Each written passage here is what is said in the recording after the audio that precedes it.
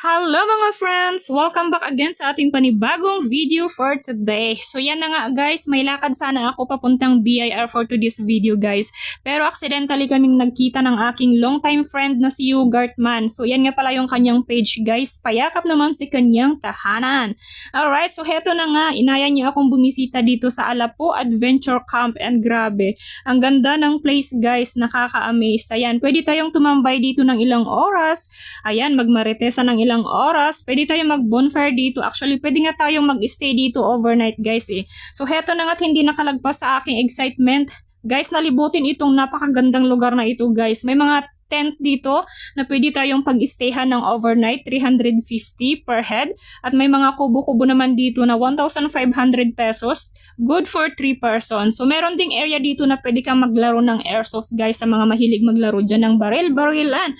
Alright, so heto na nga't sinulit namin yung oras ng aming pagmamaritesan, pagkukwentuhan at yung aso umiksi na talaga sa ating video.